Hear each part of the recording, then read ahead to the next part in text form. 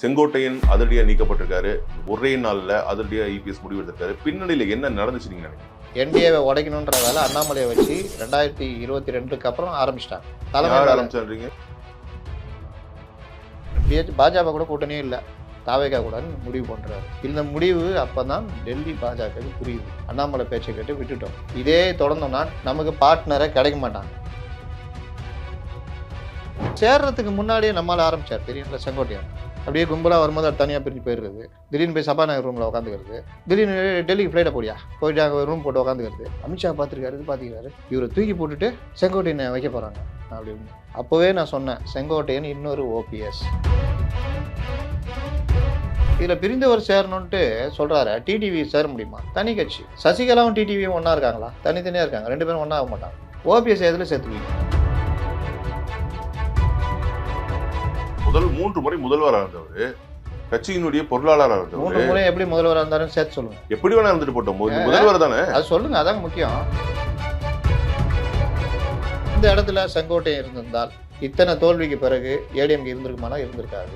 OPS இருந்திருந்தா மொத்தமாக கூறு போட்டு கொடுத்துட்டு போயிருப்பாரு. செங்கோட்டையன் அதுன்னு பெருசாக இது காமிச்சாங்க. இன்னைக்கு அசால்ட்டா எல்லா பொறுப்பையும் பிடிங்கி விட்டாங்க. கிட்டத்தட்ட எடப்பாடி ஜெயலலிதா ஃபார்முலாவை யூஸ் பண்றாரு. செங்கோட்டையன் ஆப்ரேட் பண்ண போடுறாரு. அவரு அண்ணாமலையில் பண்ண போடுறாரா இல்லை திமுகவில் பண்ண போடுறாரான்னு இனி தெரியும். இவரை பெருசாக பூகமமாக காமிக்கலாம்னு நினச்சாங்க. வேற நம்ம செங்கோட்டையன் ஒரே நாளில் இன்னைக்கு முடிச்சு விட்டாங்க. அதனால தான் இப்போ கேஸுக்கு அடுத்த ஆப்ஷன் என்ன இருக்கும்?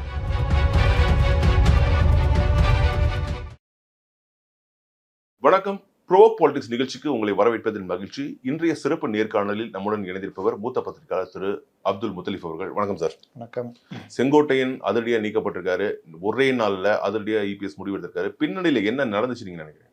நீங்க அதிமுக ஜெயலலிதா மறைவுக்கு பிறகு பார்த்தீங்கன்னா 2017 இருந்து ஒரு, அதாவது ஜெயலலிதா மாதிரி யாரும் கிடையாது, அதிமுக ஒன்றும் கிடையாதுன்றத பெரிய அளவில் பண்ணிக்கிட்டே வந்தாங்க. ஒரு ப்ரொபகண்டா இருந்தது. அதில் பிஜேபியும் பெரிய ரோல் பண்ணாங்க. நீங்கள் பார்த்தீங்கன்னா மேலே இருந்து ஓபிஎஸ் கொண்டு வந்து உள்ளே திணிச்சு, ஓபிஎஸ் உள்ளே அதாவது 11 எம்எல்ஏல ஒன்றுரா போனவரை உள்ளே திணிச்சு ஒருங்கிணைப்பாளர்ன்ற, அதாவது டாப் மோஸ்ட் பதவியும் துணை முதல்வரும் கொடுத்து பண்ணாங்க. அவங்களுடைய நோக்கம் உள்ளே ஆப்ரேட் பண்ணி எதாவது பண்ணலாம் அப்படின்னு. என்னன்னா அந்த இடத்துல இருந்தது எடப்பாடி. இவர்கள் நினச்ச மாதிரி எதுவும் பண்ண முடியல. அவங்களுக்கும் வளைஞ்சு கொடுத்து போனார், தனித்தன்மையும் காப்பாற்றிட்டே போனார். நீங்கள் அந்த ஆர்எஸ்எஸ் பேரணி இந்த மாதிரி விஷயங்கள்லாம் இவங்களுக்கு இப்போ இது பண்ணும்போது நானே பழனிசாமி தான் அப்படின்னு சொன்னார்லாம் சொல்லி கேள்விப்பட்டிருப்போம். இப்போ அந்த அளவுக்கு விட்டு கொடுக்காமையும் போனார், இது பண்ணார். போன 2021 எலெக்ஷனில் டிடிவியை உள்ளே கொண்டு வரலான்னு அமித்ஷா சொல்லியே முடியாதுன்னு சொல்லிட்டு மறுத்த அளவுக்கு ஒரு ஸ்டஃப் இருந்தது. ஆனால் அது தப்பான முடிவு. ஒரு 20-25 எம்எல்ஏ அதிகம் கிடச்சிருக்கோன்னு வச்சுங்களேன். ஆனாலும் அவர் இதில் உறுதியாக இருந்தார். அந்த மாதிரி போச்சு. அதற்கு பிறகு 2021 பெரிய அளவில் பாதிப்புலாம் கிடையாது. என்டிஏ நல்ல மாதிரி தான், 39%, 75 இதுன்னு. ஆனாலும் இவர்கள் என்ன பண்ணாங்கன்னா, இவர் ஒரு லீடரே கிடையாது, ஜெயலலிதா அளவு கிடையாதுன்னு. ஜெயலலிதா அளவு கிடையாதுன்னா நீங்கள் 75 சீட்லாம் நீங்கள் ஜெயிக்கவே முடியாது.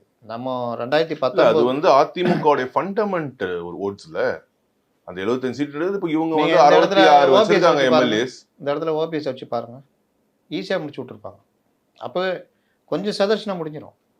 அப்போ நீங்கள் இவங்களுடைய தேவையும் தேவை 21 வரைக்கும் ஆட்சி 4 வருஷம் நடத்தணும். இன்னொன்று பாருங்கள், 2 பெரிய பேரிடர், 2 தடவை கொரோனா, 4-5 புயல்கள் தாக்குதல், நிதி கிடையாது, கொரோனா லாக்டவுன்லாம், அந்த இதெல்லாம் சமாளித்து தான் வந்தாங்க.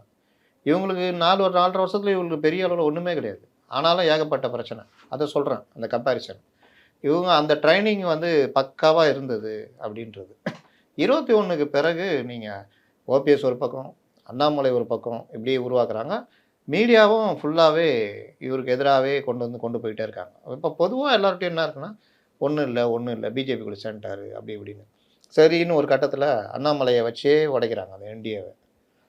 இவர்களால் தாங்க முடியல. ஜெயலலிதா விமர்சனம் பண்ணுறாங்க, அண்ணாதுரை விமர்சனம் பண்ணுறாங்க, மேலே சொல்லி பார்க்குறாங்க. இங்கே அண்ணாமலைக்கு வேறு ஒரு அஜெண்டா இருக்குது. உடஞ்ச உடனே 2 துண்டாக போகுது. 24 எலெக்ஷனில் நீங்கள் பார்த்தீங்கன்னா பாமகவையும் இதுக்குள்ளே கொண்டு வராங்க, ஏடிஎம்கே இன்னும் பலகீனப்படுத்துகிறவளை பண்ணுறாங்க. கடைசியில் பார்த்தீங்கன்னா ஒரு பெரிய தோல்வி. ஆனால் அந்த எலெக்ஷனை வச்சு கூட்டி பார்த்தா, இப்போவும் கூட்டி பாருங்கள், 13 சீட்டு ஜெயிச்சிருக்காங்க. இப்போ ஒன்றாவது எலெக்ஷன் சந்திச்சிருந்தா 15லேருந்து 17-18 சீட்டு வரைக்கும் எம்பி சீட்டு கிடச்சிருக்கும். என்டிஏ 30 வரைக்கும் ஜெயிச்சிருக்கலாம். நேற்று அவர் சொல்கிறாரு. அப்போ இந்த மாதிரி இருந்த ஒற்றுமையை யார் குலைச்சா அப்படின்றத பார்த்தீங்கன்னா, செங்கோட்டையை நான் சேர்க்க சொன்னேன், சேர்க்கலன்றாரு. ஆனால் இந்த அஜெண்டா என்டிஏவை உடைக்கணுன்ற வேலை அண்ணாமலையை வச்சு 2022க்கு அப்புறம் ஆரம்பிச்சிட்டாங்க. ஆனால் செங்கோட்டையன் தலைமை யார் வேலை ஆரம்பிச்சான்றீங்க? டிஎம். வேற யாரு? அவர்களுக்கு அதானே வேலை. அதான் வேலை. நான் என்ன அர்த்தத்தில் சொல்கிறேன்னா, அது ஒரு ஸ்ட்ராட்டஜியில் அவங்களுக்கு ஒரு இது. இப்போ எப்படி பாஜக மத்தியில் மற்ற கட்சிகளை உடைச்சி தன்னை வலுப்படுத்திக்கிறாங்களோ அந்த மாதிரி திமுக அந்த ஒர்க்கை பண்ணுறாங்க. பிரில்லியண்ட்டாக பண்ணுறாங்கன்னு தான் சொல்லுவேன். அதை பிரில்லியண்ட்டாக இவரும் தடுத்துக்கிட்டு இருக்காருன்னு சொல்லுவேன். இந்த 2 இது ஓடிக்கிட்டே இருக்குது. இதில் அவர்கள் ஊடகங்கள் வச்சுருக்காங்க, சமூக ஊடகங்களை வச்சுருக்காங்க, பத்திரிகையாளர், அரசியல் விமர்சகர், அவரு இவருன்னு பெரிய டீம் வச்சுருக்காங்க. கொஞ்சம் பேர் அமெரிக்காவுக்கு அனுப்புகிறாங்க, நல்லா ட்ரைனிங்லாம் கொடுக்குறாங்க. இந்த மாதிரி பல இது பண்ணிகிட்டு இருக்கிறாங்க. இதெல்லாம் எதிர்த்து இந்த சைடில் போராடிட்டு இருக்காங்க. இதில் ஒரு அஜெண்டா தான் அண்ணாமலை. டிஎம்கே ஃபைல்ஸ் 1 வந்துச்சா? ஃபைல்ஸ் 2 பொட்டியில் போட்டு கொடுத்தாரா? முடிஞ்சிச்சா? அதுக்கப்புறம் ஏடிஎம்கே கூட்டணியை உடைக்கிற வேலைலாம் நடந்துச்சு. இவர்கள் நினச்சி நடந்தது. இவர்கள் சென்டம் அடித்தாங்க. அவங்க ஒன்றும் இல்லாமல் போனாங்க. ஆனாலும் 21%, 18%, 39% அப்படியே. இந்த கேப்பில் தான் விஜய் கட்சி ஆரம்பிக்கிறார். ஆரம்பிக்கும் போது இவர் என்ன நினைக்கிறாரு, பாஜக கூட கூட்டணியே இல்லை, தாவேகா கூட முடிவு பண்ணுறாரு. இந்த முடிவு அப்போ தான் டெல்லி பாஜகவுக்கு புரியுது. அண்ணாமலை பேச்சை கேட்டு விட்டுட்டோம். இதே தொடர்ந்தோம்னா நமக்கு பார்ட்னரை கிடைக்க மாட்டாங்க. இன்னொன்று 29ல் நம்ம ஒரு 20-25 எம்பியாக ஜெயிக்கணும்னா ஏடிஎம்கே தேவை.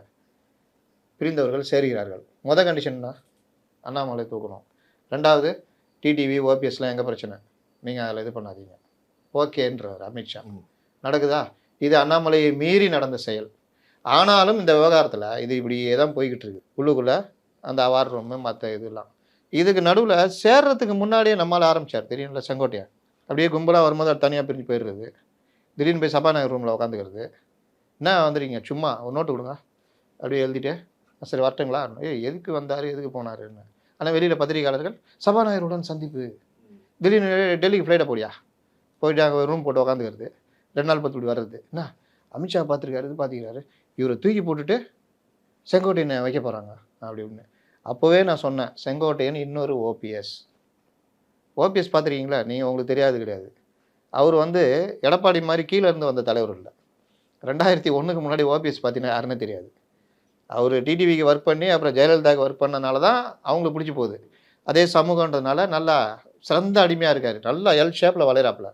மற்றவனெல்லாம் வளைச்சி பார்த்தா வளைய மாட்டேங்குது. இவர் மட்டும் அந்த எல் ஷேப் கரெக்டாக இருக்குது. இவரை போடுறா அப்படின்ட்டு அந்த மாதிரி டான்ஸில் மாட்டினோன்னே இவரை போடுறாங்க. அப்படியே எல் ஷேப்லேயே திரும்பி வந்தோன்னு கொடுத்துட்றாப்புல. ரொம்ப பிடிச்சி போகுது. அப்போ அவர் அப்படி தானே வர்றாரு. அவர் யாருக்காவது ஏதாவது பண்ணியிருக்காரா ஓபிஎஸ் அப்படின்னு கேட்டால் அந்த விவேக் படத்தில் சொல்லுவாங்க, இவங்களுக்கெல்லாம் என்ன பண்ண போகிறீங்க அப்படின்னா, உங்களுக்கெல்லாம் என்ன பண்ணேன், ஒன்றும் பண்ணல. அதே தான் அவங்களுக்கு. அதனால் 2017 அவரை மேலே பிஜேபி திணிச்சாலும் என்ன அஜெண்டா, கட்சியை கைப்பற்றுங்க. ஷிண்டேக்கு முன்னாடி ஓபிஎஸ்ன்னு பேர் வாங்கியிருப்பார். ஆனால் இவரால் வாங்க முடியல. அப்போ பிஜேபி கேட்குறாங்க, இதெல்லாம் என்ன செஞ்சீங்க, யாருக்கு எங்கள் ஆளுங்கன்னு யாரும் செஞ்சதில்லை, அப்புறம் யாருக்கு மற்றவங்க பண்ண போகிறேன். அப்படியே போயிடுச்சு. அடுத்து தான் இவரை ட்ரை பண்ணுறாங்க. அது இது கிடையாது, பிஜேபி கிடையாது. பிஜேபிக்குள்ளே நம்ம ஆளுங்க ப்ளஸ் டிஎம்கே எல்லாம் கையில் எடுக்கிறாங்க. இவர் இப்படியே உருண்டுன்னு வராரு. நடுவில் அப்படியே ஆஃப் ஆகிட்டார். இதே வேலையை ஓபிஎஸும் பண்ணியிருப்பார் பாருங்க. நான் தான் முதலமைச்சர்னாரா வேட்பாளர்னு. இவருக்காக பறிஞ்சிக்கிட்டு மைத்திரனை தூண்டி விட்டார். அவர் போய் பொதுக்குழுவில் போனோன்னா சிவி சண்முகம் எதிர்த்து அடித்தோன்னா உக்காண்டார். இவர் கண்டுக்கவே இல்லை ஓபிஎஸ். சரி நீங்களும் முதலமைச்சர் 2 பேரும் போயிட்டார். அது நடந்தது. அப்போ இந்த மாதிரி தன்னை நம்பி தனக்காக குரல் குத்தனோட ஒரு காப்பாற்றலை. அப்புறம் முதலமைச்சர் கோரிக்கையில் உறுதியாக நிற்கணும்ல. நீ இறங்கணும்னு முடிவு பண்ணிட்டீங்கன்னா உறுதியாக நிற்கணும். டக்குன்னு பேக் அடிச்சு போயிட்டார். இந்த மாதிரி தான் ஓபிஎஸ் பண்ணுவார். சேம் இதே இவரும் பண்ணிக்கிட்டே இருந்தார். இப்போ திடீர்னு 5ஆம் தேதி மனம் திறந்து பேசுகிறேன். அப்போ இவ்வளோ நாளாக மூடி வச்சே பேசியிருந்துக்கிறார். அப்படி தானே அர்த்தம் வருது. சரி பேசுகிறாரு, என்ன பேசுகிறாருன்னு பார்த்தா பிரிந்தவர்களை சேர்க்க வேண்டும். கரெக்டா? பிரிஞ்சவங்களாம் சொல்கிறேன். 10 நாள் கெடு. 10 நாள் அது ரொம்ப கஷ்டங்க. செந்தில் பாலாஜி, சேகர் பாபு, கேகேஎஸ் சார், ராஜகண்ணப்பன், அனிதா ராதாகிருஷ்ணன், செல்வ கணபதி, ரகுபதி, இவங்கெல்லாம் பிரித்து போன லிஸ்ட். வேறண்ணா முத்துசாமி, அப்புறம் தங்கத்தமிழ் செல்வன், விளையாட்டு star 2 ticket, Anwar Raja and மைத்ரேனை விட்டுருங்க. 10 பேர் பிராண்டடு ஏடிஎம்கே. இவங்களை எஸ்ஆக்கு சொல்கிறாரு. யாருங்கன்னு கேட்குறாங்க ரிப்போர்ட்டருங்க. அது அவருக்கே தெரியும். அவருக்கே தெரியும், சும்மா இருங்க, அவர் முடிவெடுத்துக்க போகிறாரு. அப்புறம் என்ன சொல்கிறாரு, 6 பேர் பொதுச்செயலாளர் மேலே ஒரு மரியாதை, அதனால அவர் சொல்கிறாரு கட்சிக்கு எந்த பிரச்சனையும் வந்துடக்கூடாது, பிரிந்தவர்கள் ஒன்று சேருவாங்க நம்மளுக்கு ஆட்டோமேட்டிக்கா தெரிஞ்சது தானே. டிடிவி பொதுச் இருக்காரு, செயலாளர் சசிகலா இருக்காங்க, ஓபிஎஸ் இருக்காங்க. இவங்கெல்லாம் வந்து ஒரு சமூக ஓட்டுகள் தான் அவ்வளவு இருக்கு. எல்லாரும் ஒண்ணு சேர்ந்து ஒரு அதிமுகவை பலப்படுத்துறது தானே இன்னைய காலகட்டம். அப்பதான் ஜெயிக்க முடியும் 2026 ஒரு நல்ல கருத்து தானே எடுத்து முன்வைக்கிறாரு. 2 மேட்டர் சொல்லியிருக்கீங்க. 2வது மேட்டருக்கு முதல்ல வர்றேன். இவங்க பேர்லாம் சொன்னாரா? பேர் சொல்லல. அப்புறம் அப்போ நான் ஏன் சொன்னது தான். சொல்லல? அதுதான் கேட்குறேன், ஏன் சொல்லல? அப்போ நான் சொன்னது தான். சேகர் பாபு மனசில் வச்சு சொல்லியிருக்கலாம். சிறப்பாக செயல்படுறார் சேகர் பாபு. ரகுபதி ஆகச்சிறந்த நாலேஜ் உள்ளவராகிறாரு, இவங்களெல்லாம் சேர்த்துக்கலாம் அப்படின்னு கூட சொல்லிடலாம்ல. 2வது நீங்கள் என்ன சொன்னீங்க, பொதுச் செயலாளர் மேலே மரியாதைன்னு. நீங்கள் பொதுச் செயலாளருக்கு மரியாதை கொடுக்க வேணாம். அந்த பதவி இருக்குல்ல, அந்த பதவியும் கட்சியுடைய கட்டமைப்பு இருக்குல்ல, நீங்கள் கட்சிக்குள்ளே தான் எதுவும் பேசணும். இப்போ திடீர்னு நம்ம இல்ல அதுதான் பேசியிருக்காங்க. 6 பேர் சேர்ந்து பேசணும். 500 பேர் கூட பேசிட்டோம். எடப்பாடி வந்து அந்த மேட்டுக்குள்ள மனநிலையில இல்ல அன்னைக்கு. ஆனா அவர் இல்லைனாலும் வரணுன்றதானே சொன்னாரு. இல்லைனாலும் கட்சிக்குள்ளே தான் பேசணும். இப்போ இன்ப நிதியை கொண்டு வராங்க. திடீர்னு நம்ம சேகர் பாபு வச்சுக்கோங்க, அவர் வராரு, போய் பேசுகிறாங்க ஒரு 10 பேர் சேர்ந்துன்னு. என்னங்க நீங்கள் இப்போ தான் உதயநிதி வந்தார், அடுத்து இன்ப நிதி, இப்படியே போனால் நாங்களாம் எப்போங்க தலைமைக்கு வர்றது அப்படி இப்படின்னு பேசுகிறாங்க வச்சுக்கோங்க. கேட்கல மற்றவங்க, ஓகே. சேகர் பாபு மட்டும் வெளியில் வந்துட்டு இந்த மாதிரிலாம் பண்ணுறாரு, 2வது கட்சியிலேருந்து பிரிஞ்சு போன வைகோ எல்லாரையும் சேர்க்கணும், கேஎஸ் ராதாகிருஷ்ணனை சேர்க்கணும் அப்படின்னு சொல்லாமல் சேர்க்கணும். யாரை சொல்கிறீங்க? அது தலைவருக்கே தெரியும். 10 நாள் டைமு, சேர்க்கலைன்னா நாங்கள் முடிவெடுப்போம் அப்படின்னா அடுத்து என்ன பண்ண நடக்கும்? ஆனா இபிஎஸ் வந்து இன்னைக்கு அதை நீக்கி இருக்கிறதுக்கு பின்னாடி என்ன நடந்துச்சு? என்ன மாதிரியான ஒரு ஆலோசனை நடந்திருக்கும்? ரொம்ப சிம்பிளுங்க. நான் இப்போ கேட்ட இதுதான், நான் இப்போ சொன்னது தான். கட்சி நடவடிக்கை எந்த கட்சியில் இருந்தாலும் நீங்கள் முதல்ல பொதுவெளியில் வந்து கட்சி தலைமைக்கு எதிராக பேசுகிறீங்கன்னா நீங்கள் முடிவு பண்ணிட்டீங்கன்னு அர்த்தம். அடுத்து கட்சி தலைமை விளக்கம் கேட்டு நோட்டீஸ் அனுப்புவாங்க. நோட்டீஸ் அனுப்பிச்சிட்டு நீங்கள் விளக்கம் சரியில்லைன்னா அனுப்பிச்சிடுவாங்க. ஆதவர்ஜுனுக்கு நடந்ததா இல்லையா? மல்லை சத்யாவுக்கு நடந்ததா இல்லையா? வைகோவுக்கு நடந்ததா இல்லையா? எல்லாருக்கும் நடக்கும். எம்ஜிஆர் என்ன பண்ணார்? கட்சியில் இருக்கிற பெரிய பொறுப்பில் இருக்கிறவங்க தங்களுடைய சொத்து ஆவணங்களை வெளியிடணும்னு கள்ளக்குறிச்சியில் பேசினார். விளக்கம் கேட்டு நோட்டீஸ் கொடுத்தாங்க, விளக்கம் கூட கொடுக்கல, சஸ்பெண்ட் பண்ணிட்டாங்க, கட்சி விட்டு நீக்கிட்டாங்க. இது நடைமுறை. நீங்கள் கட்சிக்கு எதிராக நீங்கள் எம்ஜிஆர் முடிவு பண்ணி தான் பேசினார். அந்த மாதிரி நீங்கள் நீங்க இந்த ஒரு நல்ல விஷயமா பார்க்கப்பட்ட ஒரு விஷயத்தை எப்படி கட்சிக்கு எதிரான ஒரு விஷயம் நல்ல விஷயத்தை கூட நீங்கள் கட்சிக்குள்ளே தானே பேசணும். கட்சியில் மினிஸ்டர்ஸ் 6 பேர் போனீங்களா, கேட்கல, 12 பேர் வாங்கப்பா போய் பேசுவோம். இன்னொன்று 6 பேர் பேசுனாங்கன்றாங்கல்ல, நீங்கள் ஜனநாயக மூலமாக பார்த்தீங்கன்னா 5 பேர் அவங்களுடைய இது ஏற்றுக்கிட்டு அங்கே தான் இருக்காங்க. இவர் ஒருத்தர் தான் வெளியில் பேசுகிறார், அதுலேயே ஜனநாயகம் இல்லை. இன்னொன்று இந்த 6 பேரில் 3-4 பேர் தொடர்ச்சியாக பிஜேபிகிட்ட பேசியிருந்தாங்க. இவர் தாவேகா போகணும்னு சொல்லியிருந்தப்போ அவங்க பிஜேபிகிட்ட பேசியிருந்தாங்க. அதுக்கப்புறம் ஒரு கட்டத்தில் அவங்க தான் பேசி எடப்பாடியை ஒத்துக்க வச்சு சேர்றாங்க. அப்போ அங்கே அது ஒரு ஜனநாயகம் இருக்கா? அப்போ நீங்கள் எங்கே இருக்கீங்க? ஆனால் தொண்டர்கள் அடிமட்ட தொண்டர்கள்லாம் வந்து ஓபிஎஸ் உடைய பஸ்ஸை வழிமறைச்சு பேனர் எடுத்துட்டு போயிட்டு எல்லாரையும் வந்து பிரிந்து ஒன்றிடுங்க அப்படின்ட்டு ஒரு கோரிக்கை வச்சிருக்காங்க. ஆமாம், அது எல்லாருக்கும் கோரிக்கை தானேங்க, நல்ல விஷயம் தானே. தொண்டர்களுடைய மனநிலையை பிரதான ஒரு செங்கோட்டையன் பதிவளிச்சிருக்காரு. ஏங்க ஒரு மாவட்டத்தில் ஆள் ஒரு 15 பேர் செட் பண்ணி தொண்டி இது போடி நாயக்கன் ஒரு தேனி யார் ஊருன்னு தெரியும், போகிற வழில பண்ணுறாங்கன்னா நீங்கள் அதை வந்து முதல்ல எடுத்துக்கவே முடியாது. சரி, அப்படியே எடுத்துக்கிட்டாலும் நல்ல கோரிக்கை. இப்போ நயனா நாயகன் என்ன சொல்கிறாரு? நல்ல கோரிக்கை தான் வச்சுருக்காரு. ஆனால் பொதுச் செயலாளர் தான் அதை முடிவு பண்ணணும். தமிழிசை நல்ல கோரிக்கைங்க, பொதுச் செயலாளர் தான் முடிவு. பிரிந்தவர் கூடினா நல்லது தானே. சசிகலா என்ன சொல்கிறாங்க? பிரிந்தவர் கூட வேண்டும், அதிமுக பலம் பெற வேண்டும், திமுக வீழ்த்தப்பட வேண்டும், இதுதான் என்னுடைய இது. எல்லாருக்கும் அந்த எண்ணம். இப்போ நம்மளே என்ன சொல்லுவோம்? பலமாச்சுன்னா பலம் தானுவோம். அங்கே அவர்களுக்குள்ள கட்சிக்குள்ளே யாரை சேர்க்கணும் யாரை நீக்கணுன்றது. இதில் பிரிந்தவர் சேரணுன்ட்டு சொல்கிறாரு. டிடிவி சேர முடியுமா? தனி கட்சி. சசிகலாவும் டிடிவியும் ஒன்றா இருக்காங்களா? தனித்தனியாக இருக்காங்க. 2 பேரும் ஒன்றா ஆக மாட்டாங்க. ஓபிஎஸ் எதில் சேர்த்துப்பீங்க? போய் பிரதமர்கிட்ட டேட்டு கேட்குறாரு. உங்களை வரவேற்கவும் வழி அனுப்பவும் எனக்கு பாக்கியத்தை தந்தருளுங்கள் நாதா அப்படின்றாரு. ரூம் போட்டால் பக்கத்துலேயே ரூம் போட்டுக்கிறாரு. முன்னாடியே விசாரிச்சுறாரு, எங்கே வராரு? இந்த லீ மெரிடியன்னு. அப்படியா, என்ன நம்பரில் தங்குறாரு? 300 299 ரூமை போடு, 301 ஒன்று போடு. எப்படி ரைட்டு லெஃப்ட் எப்படி வந்தாலும் டபால்னு அமைக்கிற ஒன்று நடந்ததா இல்லையா? இவ்வளோ ட்ரை பண்ணி ஒன்றும் நடக்கலைன்னு ஒன்று என்ன பண்ணார்? கல்வி நிதியை தர வேண்டும். இங்கே ஒருத்தர் உண்ணாவிரதம் இருந்தார் பார்த்தீங்களா? பார்லிமெண்ட் நடக்குது, இவர் எம்பி, அங்கே போய் போண்டா பஜ்ஜி சாப்பிட்டுன்னு இருப்பாராம். போராட்டம்னு வெளியே பிளக்கார்டு பிடிச்சிட்டு வந்துடுவாராம். இங்கே வந்து இவர் ஆஃபீஸில் உட்காந்து உண்ணாவிரதம் இருப்பாராம். ஜோக்கு தானே இது. இதே மாதிரி இவர் கல்வி நிதியை தர வேண்டும்னு அறிக்கை விட்டாரா? அடுத்த நாள் வாக்கிங்கே போகாத திடீர்னு நாங்கள் வாக்கிங் போட்டார். சிஎம் நீயா எங்கே இருக்கு? நான் இங்கே தான் வரேன். உடனே வாங்க மத்தியானம் வாங்கல அப்படின்னு உடனே மத்தியானம் போய் பார்த்துட்டு அரசியல் நிரந்தர எதையும் இல்லை, நிரந்தர நண்பனும் இல்லை சொன்னாரா இல்லையா? இதெல்லாம் டிக்கெட் போட்டு வைக்கிற வேலை தானே. அப்போது ஓபிஎஸ்ஸை நீங்கள் எதில் சேர்ப்பீங்க? இவர் சொல்கிறாரு ஏடிஎம்கேல சேருங்கன்னு. ஏடிஎம்கேலேருந்து அவரை வெளியே அனுப்புறதுக்கு அவங்க பட்டப்பாடு தெரியும்ல. நீங்கள் அவ்வளோ தொல்லை கொடுத்து கடைசியில் போய் பேசுகிறாங்க சிவி சண்முகம் தலைமையில் போய் இவர் இன்றைக்கி பேசுகிறாரு 6 பேர் 7 பேர்னு. சிவி சண்முகம் தலைமையில் 3 பேர் ஓபிஎஸ்ட்டை தூது போகிறாங்க. செகண்ட் லெவல் பொசிஷன் கொடுக்குறாங்க, பொதுக்குழு நடக்க போகுது, செகண்ட் லெவல் பொசிஷனு, நம்ம கட்சி ஒற்றுமையாக இருக்கணும்னு. முடியாதுன்ட்டாருங்க. எப்படி சார் ஒத்துப்பாரு? அவர் 3 முறை முதல்வராக இருந்தவர், கட்சியினுடைய பொருளாளராக இருந்தவர். 3 முறை எப்படி முதல்வராக இருந்தாருன்னு சேர்த்து சொல்லுங்கள். எப்படி வேணா இருந்துட்டு போட்டோம், முதல்வர் தானே. அது சொல்லுங்கள், அதாங்க முக்கியம். 3 தடவையும் அவங்களுக்கு பிரச்சனை வந்தது, ஒரு ஆள் தேவைப்பட்டது. நல்லா நான் சொன்னேன்ல எல் ஷேப்பில் நல்லா வளைவாருன்னு, அது இருந்துட்டு போட்டு அதிமுக அப்படித்தானே இருந்துச்சு கட்சி. மற்ற தொடர்களும் மட்டும் வந்து நின்றுட்டாங்க இருந்தாங்க. அதான் அவங்களாம் இப்படி ஜெயலலிதா அவர்கள் இருந்த காலகட்டத்தில் அவங்க தலைமையாக இருக்கும்போது எல்லாருமே எல்லா அமைச்சர்களும் அப்படித்தானே இருந்தாங்க, எல் ஷேப்ல தானே இருந்தாங்க. ஒரு விஷயம், அடிப்படை விஷயம் புரிஞ்சிக்க மாட்டேங்கிறீங்க. நம்ம ஜோக்கை விட்டு சீரியஸாக வருவோம். 3 தடவை முதலமைச்சராக இருந்தார், எல்லாம் இருந்தார், அதெல்லாம் ஜெயலலிதா இருக்கிற வரைக்கும். ஆனால் இவர் என்ன பண்ணார்? 2016 இவர் தான் மறுபடியும் முதலமைச்சர் ஆகிறாங்க. ஜெயலலிதா இறந்த பிறகு இவர் தான் முதலமைச்சர். இவர் யாருடைய அசைன்மெண்ட்டுக்காக இயங்குவார்? இவர் யாருடைய அசைன்மெண்ட் இயங்குனான்னு நம்ம சொல்லி தெரிய வேண்டியதில்லை. அது தெரிஞ்சு தான் சசிகலா இவருக்கு எதிராக நடவடிக்கை எடுக்கிறாங்க. ஜல்லிக்கட்டு போராட்டம் நடந்தது, அது நான் தன்னெழுச்சியாக நடந்தது. அது ஓபிஎஸ்க்கு எதிராக ஒரு உருவாக்கப்பட்ட போராட்டம். இதில் இவரை லாக் பண்ணலாம் அப்படி இப்படின்னு. உடனே பிஜேபி தலைமை கூப்பிட்டு சட்ட திருத்தம் கொண்டு வராங்க. இவருக்கு வந்து போவாராங்க, சட்ட திருத்தம் பண்ணுவாங்களாம், இங்கே வந்து நிறைவேற்று வரான். இந்த கூத்துலாம் நடந்தது. இவரை ஒரு ஜல்லிக்கட்டு நாயகனாக காமிக்க ஆரம்பித்தாங்க. இதுக்கு அப்புறமா இவர் நம்ம அதாவது ஏடிஎம்கேல நீங்கள் சொல்கிறீங்க அந்த விசுவாசம் இது இல்லைன்னு சொல்ல வரேன்.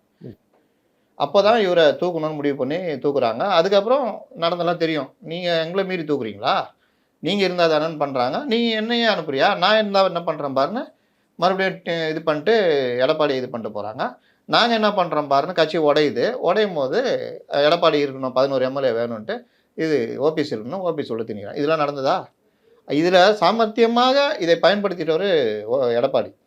இங்கேயும் இது பண்ணிட்டு அங்கேயும் தட்டிட்டு கரெக்டாக 4 வருஷம் தள்ளிட்டு போயிட்டார். அதற்கு பிறகு இவர்கள் ஓபிஎஸ் வச்சு கருவியாக ஓபிஎஸ்ஸை பயன்படுத்தினாங்க. இப்படிப்பட்ட ஓபிஎஸ்ஸுக்கு கட்சிக்குள்ளே மரியாதை இல்லை. 2000 சில்லற பொதுக்குழு உறுப்பினரில் 2000 பேர் தான் இருக்காங்க, 50 பேர் கூட இவர்கிட்ட இல்லை. அந்த சந்தர்ப்பத்தில் அவர்கிட்ட போய் சொல்கிறாங்கன்றேன். இப்போ புரியுதா? அப்போ வந்து செகண்ட் லெவல் பொசிஷன் தராங்க. அப்போ வந்து நீங்கள் நான் யாருக்கு தெரியுமா அதெல்லாம் இல்லை, இப்போ என்ன அப்படின்னு சொன்னப்போ ஒத்துக்கலை. அவர் நினச்சாரு நம்ம வேற மாதிரி நம்மளுக்கு பின்னாடி இவ்வளோ பேர் அவ்வளோ பேர் இருக்காங்க. அவன் பொதுக்குழுவை கூட்டி காலி பண்ணி விட்டு போயிட்டாங்க. அதை பொதுக்குழுவை கூட்ட விடாமல் பார்த்துக்கலான்லாம் ட்ரை பண்ணார். நீங்கள் பார்த்தீங்கன்னா பொதுக்குழு கூடுது, அவைத்தலைவராக மதுசூன் அப்போ இல்லை, தமிழ் மதுசூன் கொண்டு வராங்க, தீர்மானம் போடுறாங்க. இவர் நினச்சிக்கிட்டு இருக்காரு இந்த தீர்மானம்லாம் வந்தோன்னு நம்ம காலி பண்ணலான்னு. இவரும் ஒத்துக்கிறாரு, தீர்மானம் நிறைவேற்றுறாங்க. நிறைவேற்றி முடிச்சாலும் சிவி சண்முகம் மைக்கை பிடிச்சி பொதுக்குழு கூட்டம் நிறைவேறுகிறது, அடுத்த பொதுக்குழு கூட்டம் மற்ற தீர்மானம்னா அடுத்த பொதுக்குழு கூட்டம் தள்ளி வைக்கப்படுதுன்னு முடிச்சு விட்டார். ஞாபகம் இருக்கா? அதுக்கு அடுத்த பொதுக்குழு கூட்டம் கூடுறது கூடாதுன்னு இவர் கோர்ட்டுக்கு போனார். இல்லை கூடலான்னு டபுள் பெஞ்சு சொல்லிடுச்சு. கூடுன பொதுக்குழு கூட்டத்துக்கு இவர் போகல, ஏன்னா தெரியும் இவருக்கு 50 பேர் தான் இருக்காங்கன்னு. இங்கே வந்து தகராறு பண்ணியிருந்தார். அவங்க 2000 சில்லற பேர் வச்சு தேர்ந்தெடுத்துட்டாங்க. அப்படிப்பட்ட ஓபிஎஸ் இவர் இதுக்கு நான் பயன்பட்டார். அதே மாதிரி தான் இவர் வந்து தலைமைக்கு எதிராக ஓபிஎஸ் ஒரு கட்டத்து மேலே முடியலன்னொன்னா இவரை தலைமைக்கு எதிராக இவரை கொம்பு சூறாங்க. இவர் வெளியில் வந்து நீங்கள் கட்சி கட்டுப்பாடுன்னு ஒன்று இருக்குல்ல, அதை மீறி நீங்கள் பேசுறதுன்றது வம்புலுகிறது தான். ஆனால் இப்போ கேஎஸ் நீக்கினது அதிமுக தானே ஒரு பின்னடைவு ஏற்படுத்தும், குறிப்பாக அந்த ஈரோடு மாவட்டத்தில். அதிமுகவுக்கு பின்னடைவுனா அந்த ஈரோடு மாவட்டத்தில் அவர் இருக்கிற ரெண்டு தொகுதி அவருக்கு அந்தியூரம் கோபிச்செட்டிப்பாளையம் அந்த இதில் வந்து அவருக்கு பாதிப்பு வரும்னு வச்சிங்களேன். ஏடிஎம்கே பாதிப்பு வரும், மற்றபடி பெரிய இதெல்லாம் கிடையாது. இப்போ ஓபிஎஸ் நீக்கினாங்க, நீங்கள் அந்த இதில் வந்து நீங்கள் பார்த்தீங்கன்னா ராமநாதபுரத்தில் போய் நின்னார், அவர் தொகுதியில் அவர் நிற்க முடியல, கொஞ்சம் பாதிப்பு. இப்போ தோப்பு வெங்கடாச்சலம் ரொம்ப தொல்லை கொடுத்தாரு, நின்னார், எது நின்னார், அவரால் ஒரு எம்எல்ஏ அங்கே போச்சு, அவரும் ஜெயிக்கல. அவருக்கு எவ்வளோ ஓட்டு வந்துச்சு? 19,000 17,000 வந்துச்சு, அவ்வளோதான். அங்கே ஏடிஎம்கே வேட்பாளர் தோற்று போனார், இன்னொருத்தர் டிஎம்கே ஜெயிச்சாங்க இந்த கேப்னால, அவ்வளோதான். அதனால அதுக்கப்புறம் என்னாரு சுற்றினே இருந்தார். இப்போ கூப்பிட்டு அவர் மாவட்ட செலவு கொடுத்து அப்படி பண்ணாங்க, உரம் போட்டாங்க. அதனால தான் இப்போ கேஎஸ்க்கு அடுத்த ஆப்ஷன் என்ன இருக்குன்னு நினைக்கிறீங்க? அநேகமாக டிஎம்கே இருக்கிறதுக்கு வாய்ப்பு இருக்குது. டிஎம்கேல ஆல்ரெடி நீங்கள் சொன்ன மாதிரி தோப்பு வெங்கடேசலம் இருக்காரு, முத்துசாமி அமைச்சர் அவர் இருக்காரு. எப்படின்னா எப்படி அவருக்கு ஸ்பேஸ் கிடைக்கும்? பிரித்து கொடுப்பாங்க. நான் ஏன் இவர் சந்திரகுமார் இல்லையா, அவரும் தான் இருக்காரு. அதனால் பிரித்து கொடுப்பாங்க, எதாவது பண்ணுவாங்க. என்னன்னா நீங்கள் நேற்றுலேருந்து பாருங்களேன், ஏடிஎம்கே ஒன்றும் இல்லை பிரச்சனை. 6 பேர் சொன்னாரா? 6 பேருன்றாங்க. 6 பேரில் 5 பேர் அவங்க கூட தானே இருக்காங்க. இல்லை இவ்வளோ பிரச்சனை செங்கோட்டையும் அதுன்னு பெருசாக இது காமிச்சாங்க. இன்றைக்கி அசால்ட்டாக எல்லா பொறுப்பையும் பிடிங்கி விட்டாங்க. கிட்டத்தட்ட வெறும் கிட்டத்தட்ட உறுப்பினர். எடப்பாடி வந்து ஜெயலலிதா ஃபார்முலாவை யூஸ் பண்றாரோ? ஆமாங்க, அப்படி பண்ணாதானே கட்சி நிற்கும். எடப்பாடி வந்து ஜெயலலிதா ஆகிட முடியாது. ஆனால் ஜெயலலிதா அந்த ஃபார்முலா யூஸ் பண்ணால் தான் கட்சி ஓரளவுக்கு நிற்கும். நீங்கள் பார்த்தீங்கன்னா இப்போ சசிகலா இருக்காங்க, அவங்க கட்சிக்குள்ளே வரத்துக்கு இப்போ மேலே இருந்து ப்ரெஷர் கொடுக்குறாங்கன்னு வச்சுக்கோங்க. இவர் ஓபிஎஸ் மாதிரி இருந்தால் சரின்றுவார், அவங்களே இருக்கட்டுங்க நான் கூட இருக்கிறேன்னு. இவர் ஒத்துக்க மாட்டார். நீங்கள் எடப்பாடி எடுத்துக்கிட்டிங்கன்னா, நீங்கள் அவர் கீழ் லெவலேருந்து வந்தவருங்க. ரவி பெர்னாடு பேட்டி கூட ஒன்று பார்த்துருந்தேன். ஜெயலலிதா இருந்த பீரியடில் இவரை பேட்டி எடுக்கிறதுக்கு போகிறாங்க ஜெயா டிவிலேருந்து. பேட்டிக்கு தானே முன்னுரிமை கொடுப்பாங்க. இவர் என்ன பண்ணுறாரு, வெளியில் வந்துட்டு கொஞ்சம் இருங்க அப்படின்ட்டு ஒரு வயசான 2 பேர் வராங்க. ஒரு நிமிஷம் இருங்க, டிஜிபி ஆஃபீஸ் வரைக்கும் போயிட்டு வரேன்னு போகிறாரு. போகிறதுக்கு முன்னாடி இவர் கேட்டிருக்காரு ரவி பெர்னாடு, என்னங்க அந்த பேட்டினா அவன் அலைவான், எவ்வளோ முக்கியமானது நீங்கள்? இல்லை எங்கள் தொகுதி ஆளுங்க 400 பவுன் நகை காணுமா, டிஜிபி ஆஃபீஸில் போய் என்னென்னு இது பண்ணிட்டு நான் வந்துடுறேன்ட்டு போயிட்டு வந்து தான் பேட்டி கொடுத்துருக்காரு. நீங்கள் அவர் வரும்போது 69 வயசு பொதுச்செயலாளர் வரும்போது. அப்போ எவ்வளோ பெரிய நீண்ட அனுபவங்கள்லாம் இருக்கும். இந்த மாதிரி கீழ் லெவல் வரைக்கும் நான் தான் திரும்ப திரும்ப எல்லாத்தையும் சொல்லுவேன். இந்த இடத்துல செங்கோட்டையன் இருந்திருந்தால் இத்தனை தோல்விக்கு பிறகு ஏடிஎம்கே இருந்திருக்குமானா இருந்திருக்காது. ஓபிஎஸ் இருந்திருந்தால் மொத்தமாக கூறு போட்டு கொடுத்துட்டு போயிருப்பார். ஒரு குருமூர்த்தி அவர் ஆப்ரேட் பண்ணுற அளவுக்கு தான் ஓபிஎஸ் இருந்தார். யோசிச்சு பாருங்கள். நீங்கள் சொன்னீங்க 3 தடவை முதலமைச்சர், ஜெயலலிதாவுக்கு அடுத்த இடத்துல இருந்தவர்னு. ஆனால் ஒரு குருமூர்த்தி ஏற்கிற அளவு தான் அவர் இருந்தார். ஏன்னா குருமூர்த்தியும் அதை சொல்லிட்டார், இவரும் அதை சொல்லிட்டார். நம்ம ஒன்றும் புதுசாக இட்டு கட்டல. ஆனால் எடப்பாடிட்டு அது நடக்குமானா நடக்காது. அந்த மாதிரி ஒரு ஸ்டஃப்பான ஆளை தான் கேட்குறாங்க. அதனால தான் பார்ட்டியும் நிற்கிது. நீங்கள் பிஜேபி வேணாம் யான்னு முடிவு பண்ணிட்டாங்கல்ல. எவ்வளோ ஃபோன் வந்தது, எவ்வளோ பண்ணுச்சு, பண்ணவே இல்லை. மறுபடியும் பிஜேபியும் அடிப்படுது. ஒரு 13 சீட்டு கண்டமாகுது. அப்புறம் பிஜேபி முடிவெடுத்து வருது. வரும்பொழுது பிஜேபியும் வந்துச்சு, அமித்ஷா வராரு, நம்ம என்ன வேணால் ஒத்துக்கலாம்னா ஒத்துக்கலையே. அண்ணாமலை நீக்கணுன்றது கண்டிஷன் நீக்கிட்டாங்கல்ல. அதே மாதிரி டிடிவி மட்டும் இல்லை. அப்போ அந்த ஸ்டஃப் இருக்குல்ல, அதுதான் அந்த கட்சியை வாழ வைக்கும். இன்னொன்று பாருங்கள், ஏடிஎம்கே நீங்கள் உங்களுக்கு தெரியும், ஒரு 3-4 மாதம் முன்னாடி எப்படி இருந்தது, இவர் இப்போ சுற்றுப்பயணம் கிளம்புனா பிறகு எப்படி இருக்குன்றது அந்த வித்தியாசம் தெரியுதா? ஒன்றும் பெருசாக வந்து ஃபீல்டில் வந்து அந்த அளவுக்கு ஒன்றும் பெருசாக எஃபெக்ட் இல்லை அப்படிங்கிறது தான் கிரவுண்ட் ரிப்போர்ட்டாக இருக்குது. இல்லை, எனக்கு தெரிஞ்சு அப்படி இல்லை. ஏன்னா ஒரு கட்சி இப்போ எழுச்சி பயணம், பிரச்சார பயணம்னு போகிறாங்க வச்சுக்கோங்க. நீங்கள் கட்சிக்காரங்க கூட்டம் கூட்டுவாங்க, அது தெரியும் நமக்கு. நம்ம பத்திரிகை துறையில் இருந்திருக்கோம். கட்சிக்காரன் கூட்டம் எப்படி இருக்கும்னு தெரியும். இந்த இவரெல்லாம் ரோட் ஷோலாம் போனார்ல. எனக்கு தெரிஞ்சு நான் இந்த விஷுவல்ஸை பார்த்த வரைக்கும் எல்லாருமே வந்து கட்சி தொண்டர்களாக தான் இருக்காங்க. எல்லாருமே வெள்ளை வேட்டி கட்டிக்கிட்டு அப்படி தான் இருக்காங்க. கிரவுண்ட் ரியாலிட்டி, கிரவுண்ட் ரிப்போர்ட்டு அங்கே இருக்கிறவங்கள, வெளியில் இருக்கவங்க, இவங்க கட்சிக்காரங்களில். இப்போ கூட நான் கொஞ்ச நேரத்துக்கு முன்னாடி தேனியில் ஒருத்தர்கிட்ட பேசினார். பிரேமலதா கூட சொன்னாங்களே, இது வந்து கட்சியில் வந்து கூடுற கூட்டம் கிடையாது, கூட்டப்படுற கூட்டம்னு. பிரேமலதா நீங்கள் அதுதான் நீங்கள் நீங்கள் அதில் போய் மாட்டிக்கிறீங்கன்னு அர்த்தம். மாஸ் மென்டாலிட்டியில் நம்ம மாற்றோன்னா, நம்மளும் சலுகைகள் வாங்கிட்டு பேசுறது ஒரு பக்கம்னா, நம்ம சலுகைகளே எதுவுமே இல்லாமல் நம்ம மென்டாலிட்டியாகவே மாறிடுறோன்னு அர்த்தம். பிரேமலதாட்ட அந்த கேள்வி வைக்கப்படுகிறது. அவர் போகிற கூட்டம்லாம் துட்டு கொடுத்து தான் அவர் கூட்டுறாராமே அப்படின்னு அவர்கிட்ட கேட்குறாங்க. அவங்கள்ட்ட யார் கூட்டலன்னு கேட்குறாங்க. யார் கூட்டல? எல்லோரும் தான், எல்லா கட்சியும் தான் கூட்டுறாங்க. நாங்கள் மட்டும்தான் கூட்டல, துட்டு கொடுத்துன்னு சொல்கிறாங்க. இதுதானே பேட்டி பார்த்தீங்களா? இதுதான். இதோடு சேர்ந்து ரமேஷ், அங்கே என்ன நடந்தது சொல்லுங்கள். ஓபிஎஸ் எடப்பாடியான் முதுகில் குத்தி விட்டார் என்று பிரேமலதா சொன்னார் அப்படின்னு. நம்ம ஆளுங்கள்லாம் அதே மாதிரி வந்து முதுகில் குத்திட்டார், முதுகில் குத்தினா ஏன்னா எப்போ சொன்னாங்க? இல்லை சொன்னாங்க. எப்போ சொன்னாங்க? இல்லைங்க, கார்டு செய்தியில் பார்த்தேன். செய்தியில் சரிங்க, நீ நம்ம பத்திரிகையாளர் எங்கே சொன்னாங்க சொல்லுங்கள். இல்லை சொல்ல. 2 நாள் பொறுத்து அவங்க, நான் அப்படி சொல்லவே இல்லை, என்றைக்கு நான் அப்படி அண்ணனெல்லாம் சொல்லவே மாட்டேன், இட்டு கட்டி போட்டாங்க. தெரியுதா? இது ஒரு கலையாக மாறி வருது. ஒரு சின்ன மேட்டர்னா கூட எடுத்து அதை இன்றைக்கி எல்லாம் உருட்டணும், மெயின் ஸ்ட்ரீம் மீடியாவும் உருட்டணும். பெரிய பிரச்சனை ஓடிட்டு இருக்கோம், டிஜிபி பிரச்சனை. வழக்கமான நடைமுறையை நம்ம அப்பட்டமாக மீறுறோம். 1.5 மாதம் 2 மாதமாக எல்லாரும் பேசுகிறோன்னு சொல்கிறோம், அப்பட்டமாக மீறுறாங்க. சிஎம் கூட அதில் அப்படி ஆர்வம் காட்ட மாட்டார். ஆனால் எங்கேயோ இருந்து ஆர்வம் காட்டப்பட்டு அந்த நடைமுறை மீறப்படுகிறது. உச்சநீதிமன்றம் அவமதிப்பு வரும். அன்னைக்கு மெயின் ஸ்ட்ரீம் மீடியா இதை எடுத்துக்கல. அன்றைக்கி எதை எடுத்துக்கிறாங்க? தென் மாவட்டங்களில் எடப்பாடி செல்கிறாரே, சாதனையாக சறுக்கலாம், இப்படி சேம் கருப்பொருள், தலைப்பு மட்டும் வேறு ஒவ்வொரு சேனல்லையும். அப்போ இதுதான் திட்டமிட்டு செட் பண்ணுறாங்க, நரேட்டிவ் திரும்ப திரும்ப செட் பண்ணுறாங்க. இவரை பெருசாக பூகம்பமாக காமிக்கலாம்னு நினச்சாங்க. வேற நம்ம செங்கோட்டையனை ஒரே நாளில் இன்னைக்கு முடிச்சு விட்டாங்க. இவங்க கொஞ்சம் இப்போ இந்த இடத்துல ஓபிஎஸ் வச்சு பாருங்கள், கொஞ்சம் வளவளா கொலகலான்னு லேட் ஆகும். அப்போ இவர்கள் இன்னும் 4 ஊருக்கு. இபிஎஸ் ரொம்ப தெளிவாக இருக்காரு, ரொம்ப கிளியர் கட்டாக இருக்காரு. இபிஎஸ்ன்றத சசிகலாவுக்கோ டிடிவிக்கோ ஓபிஎஸ்க்கோ அதிமுக இடம் இல்லை அப்படின்றது. அதிமுக உள்ள இடம் கிடையாது. ஏங்க டிடிவி எப்படிங்க யோசிப்பீங்க? அவர் அமமுக கட்சியாக ஆரம்பிச்சிட்டாரு. நீங்கள் வேணால் இப்படி வேணால் சொல்லலாம். இனி டிடிவியோட அதிமுக கூட்டணி சேர்றதுக்குலாம் வாய்ப்பு இல்லைன்னு. அது கிடையவே கிடையாது. ஏன்னா டிடிவி இருந்த இடத்துக்கும் எடப்பாடி இருந்த இடத்துக்கும் டிடிவிக்கே மன ரீதியாக எப்படி இருக்கும்? இன்னும் அதான் மன ரீதியில் தான் அணுகுறாங்க. அந்த மன ரீதியாக ஆக முடியாது. நீங்கள் காலங்கள் மாறிக்கிட்டே இருக்கும். ஆரம்பிக்கிறப்ப ஜெயலலிதாவை ஆரம்ப காலத்தில் பார்த்ததுக்கும் அதே ஆரம்பிக்கிறப்ப ஜெயலலிதா மந்திரி சபையில் உணவுத்துறை அமைச்சராக இருந்ததுக்கும் வித்தியாசம் இருக்குல்ல. அப்போ நீங்கள் அந்த மாறுதலை ஏற்றுக்கணும். ஏற்றுக்கிற மாட்டேன் நான் அப்படியே நிற்பேன்னா அதுக்கேற்ற மாதிரி தான் நடைமுறை இருக்கும். டிடிவி கட்சி ஆரம்பிச்சிட்டார். அது ஏடிஎம் கூட அவங்களுக்கு இஷ்டம் இல்லை. ஆனால் என்டிஏல அவர் இருக்காருன்றதை அவங்க அங்கே பேசுகிறாங்க. ஏங்க ஒற்றுமையாக இருக்கணுங்க, என்டிஏல நாங்கள் அவர் வச்சுக்கிறோங்க, நம்ம பேசிக்கிறாங்கன்னு. இதில் கூட அவர் டிடிவி ஆப்ரேட் பண்ணுறாங்க. பண்ணும் பொழுது அவர் இப்போ கொஞ்சம் பேசுகிறாரு. ஆனாலும் ரொம்ப தெளிவாக பேசுகிறாருன்னா எனக்கு தெரிஞ்சு பத்திரிகையாளர்களை மீட் பண்ணி கரெக்டாக கொண்டு போதில் அவர் தெளிவான ஆள். என்ன சொல்கிறாரு? நாங்கள் பல தடவை யோசிச்சுட்டு இந்த முடிவு எடுக்கிறேன், என்டிஏ விட்டு வெளியே வருது. அதுக்காக நான் என்டிஏ மறுபடியும் உள்ளே போக மாட்டேன்னு அர்த்தம் இல்லை. தாவேகா ஒரு பெரிய சக்தியாக இருக்கும், ஒரு பாதிப்பு ஏற்படுத்தும்னு சொல்கிறேன். இதுக்காக நான் தாவேகாக போவேன்னு நீங்கள் பண்ணிடாதீங்க. ஏன்னா அவன் என்னென்ன பண்ணுவாங்கன்றதுக்கும் சேர்த்து ஷட் பண்ணுறாரு. அதுதான் டிடிவி. அப்போது அவர் தன்னுடைய இருப்பை காமிச்சிக்கிறாரு. நான் என்ன இருக்கிறேன், நீங்கள் வாட்டில் நடக்கிறீங்க என்ன அப்படின்னா இருங்கப்பா பேசலாம்ப்பா, டிசம்பர் வரைக்கும் நம்ம இது பண்ணலாம், நெருக்கத்தில் பேசி உங்களுக்கு குறிப்பிட்ட இது உண்டு, முடிஞ்சிச்சா? ஆனால் ஓபிஎஸ் அந்த லிஸ்ட் இல்லை, இப்படியே சுற்றினுக்கிறாரு. சசிகலா கிட்டத்தட்ட முடிவு பண்ணிட்டாங்க, கிட்டத்தட்ட பேசியிருக்காங்க. அவங்க பிரச்சாரம் கூட பண்ணலாம். ஏன்னா அவங்க ஆதரவாக பண்ணலாம். அவங்க திருப்பி திருப்பி அதான சொல்கிறாங்க, ஒன்றுபட்ட அதிமுக வரணும், திமுக வீழ்த்தப்படணும். ஒரு அந்த கட்சியோட பொதுச் செயலாளராக இருந்தவங்க ஆமாம் வழக்கு போட்டிருக்காங்க. வழக்கு நீதிமன்றத்தில் வழக்கு இருக்கு.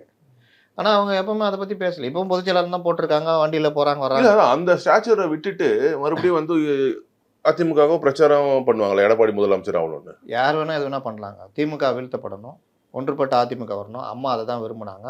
அதிமுக ஆட்சி கட்சி. ஒருவேளை அப்படி அதிமுக மறுபடியும் ஆட்சிக்கே வந்தாலும் இவங்கெல்லாம் சப்போர்ட் பண்ணி நின்னால் கூட இவங்களோட ஃபியூச்சருங்கிறது அதுக்கப்புறமே ஆட்சிக்கு முதலமைச்சரா எடப்பாடி வந்ததுக்கு அப்புறம் என்ன இருக்கும்? ஒன் ஸ்டெப் ஃபார்வர்டு தாங்க. இன்னைக்கு நாளைக்கு என்ன ஆகும்னு யோசிக்க முடியாது. இன்னைக்கு இவங்களுக்கு அதனால ஒரு யூஸுமே கிடையாது இல்லை, இவங்க இதுக்கு தானே இருக்க போறாங்க. அப்படிலாம் சொல்ல முடியாது. ஒரு இணக்கம் வரலாம், மத்திய அரசோட ஒரு இணக்கம் வரலாம். எடப்பாடியே தேவையில்லாமல் இருக்கலாம், அவர்களுக்கு சில பிரச்சனைகள் இருக்கும். மத்திய அரசோட இணக்கம் வரலாம், மத்திய அரசுக்கும் இவங்களுக்கு சரி நம்ம சொன்னதை கேட்குறாங்கன்னு கொஞ்சம் இணங்கி வரலாம். இந்த மாதிரி தான் ஒவ்வொருத்தரும் அவங்களுக்கும் சில தேவைகள் வச்சுருப்பாங்களா, அதோட தானே இது பண்ணுவாங்க. செங்கோட்டையன் ஆப்ரேட் பண்ண போடுறாரு. அவர் அண்ணாமலையில் பண்ண போடுறாரா இல்லை திமுகவில் பண்ண போடுறாரான்னு இனி தெரியும். என்ன பண்ணாலும் செங்கோட்டையன் இந்த வலையில் விழுந்துட்டாருன்னு அர்த்தம். அவருக்கு சில ஈகோ இருக்குது. அந்த ஈகோவோட சேர்த்து அது வெளிப்படுறாரு. அவர் என்ன சொல்கிறாரு, 10 நாள் கெடுன்றாரு. முதல்ல ஒரு கட்சிக்கு எதிராக வெளியில் வந்துட்டு ஒரு பேட்டி கொடுத்து ஒரு தலைமைக்கு எதிராக கெடு யாரும் விதிக்க முடியாது. எந்த கட்சியாக இருந்தாலும் தூக்கிடுவாங்க. இப்போ அண்ணாமலை இருக்காரு, நானும் பொறுத்து நான் தான் கட்சியை வளர்த்தேன் அப்படின்னா யாருக்கும் மாறுபட்ட கருத்து இல்லை. ஏன்னா அண்ணாமலை தான் கொண்டு போய் ரீச் பண்ணார். மற்ற எந்த தலைவரோட நான் தான் சிறப்பாக செயல்பட்டனாலும் மாறுபட்ட கருத்து இல்லை. ஆனால் நான் கெடு விதிக்கிறேன், கேடி ராகவனை எப்படி எடுத்தீங்க, நான் இது பண்ணுறேன், அலிஷா அந்த அம்மா பேருனா அலிஷா அப்துல்லா, அந்த அம்மாவை ஏன் விளையாட்டுத்துறை போடல, நான் கெடு விதிக்கிறேன், இல்லாவிட்டால் நாங்கள் முடிவு எடுப்போம்னாருன்னா அடுத்த செகண்டு அடுத்த நாள் அவருக்கு நோட்டீஸ் வந்துடும், சஸ்பென்ஷன் ஆர்டர் வந்துடும், எல்லாம் வந்துடும். அப்போ அண்ணாமலைக்கு தெரியுது இல்லை, இதுதான் கட்சி கட்டுப்பாடுன்றது. இங்கே இவருக்கு ஏதோ இயங்குறாரு. இதில் வந்து பொறுப்புகளில் மட்டும்தான் அவரை விடுவிச்சிருக்காங்க கேஎஸ். அதெல்லாம் போகன்றதுக்கு வழி தான். கிளம்பு, விளக்கம் கேட்டுருவோம், அடுத்து விளக்கம் கேட்டு வரோம். இவர் விளக்கம் கொடுக்க மாட்டார். இன்னொன்று அவர் என்ன சொல்கிறாரு, 10 நாள் டைமு, இல்லாட்டி நாங்கள் முடிவெடுப்போன்றாரு. அந்த நாங்கன்றது யார்? கோஷ்டி சேர்க்குறீங்களா? என்ன கோஷ்டி அது?